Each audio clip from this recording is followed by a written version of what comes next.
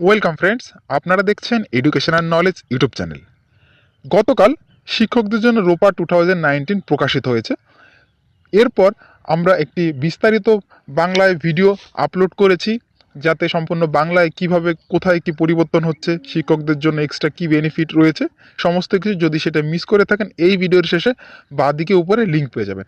এবং আজ সকালে আমরা আরেকটি ভিডিও আপলোড করেছি, সেটা হচ্ছে প্রাথমিক শিক্ষকদের জয়নিং সাল অনুযায়ী স্যালারি কত হবে সেই হিসাবে একটা ভিডিও আপলোড করেছি। যদি সেই ভিডিওটি মিস করে থাকেন, এই ভিডিওর শেষে ডান দিকে উপরে লিঙ্ক পেয়ে যাবেন, অবশ্যই দেখে নেবেন।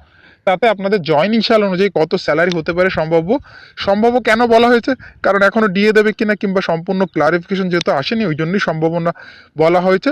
আর ওটা রাউন্ড ফিগারে দেওয়া হয়েছে, 2-1 টাকা কম বেশি হবে। তো এরপরে আপনারা তার অনেক কোশ্চেন করেছেন আমাদের সেই ভিডিওতে, যে 2014 সাল কি 15, 16, 17 সালের স্যালারি এক হয়ে যাচ্ছে কেন।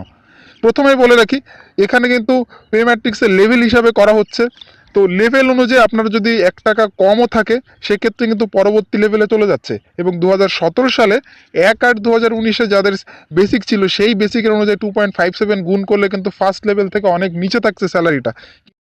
কিন্তু তাদের যেহেতু ন্যূনতম স্যালারি দিতে হবে, তার জন্য কিন্তু ফার্স্ট লেভেলেই রয়েছে। এবং 2014 সালের যে 1/8/2019-এ যে বেসিকটা ছিল, তার সঙ্গে 2.57 দিয়ে গুণ করে তারপর বাড়ি ভাড়া এবং মেডিকেল ভাতা যোগ করার পরে কিন্তু সেই ফার্স্ট লেভেল থেকে কিন্তু অন্যদিকে সেকেন্ড লেভেলে যাচ্ছে না।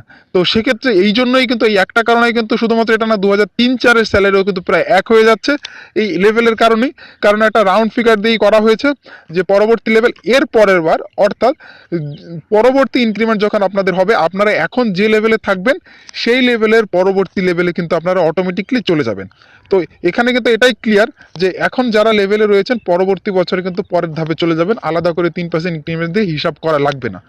এছাড়া 2017 সালে যারা জয়েন করেছেন বিপুল সংখ্যক প্রাথমিক শিক্ষক, তাদের জন্য একটা খবর রয়েছে যে তাদের কিন্তু অপশন ফর্ম ফিল আপ করা হবে না, এখনও পর্যন্ত যা খবর রয়েছে। যদিও শিক্ষা দপ্তর থেকে আলাদা করে কিছু বলা হয়নি, তবে রোপা 2019-এর যে মেইন যে ফরম্যাট, কদিন আগে যে অপশন ফর্ম ফিল আপের বিজ্ঞপ্তি প্রকাশিত হলো, তাতে কিন্তু স্পষ্ট করে লেখা রয়েছে যে যারা 2017 সালের কিংবা 1/1/2016 পর জয়েন করেছেন, তাদের কিন্তু অপশন ফর্ম ফিল আপের প্রয়োজন নেই।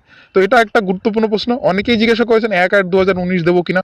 তবে সমস্ত প্রাথমিক শিক্ষকদের ক্ষেত্রে কিন্তু 1/8/2019 অপশন ফর্ম দিলে বোধহয় ভালো হবে, এটা কিন্তু আমাদের মনে হচ্ছে।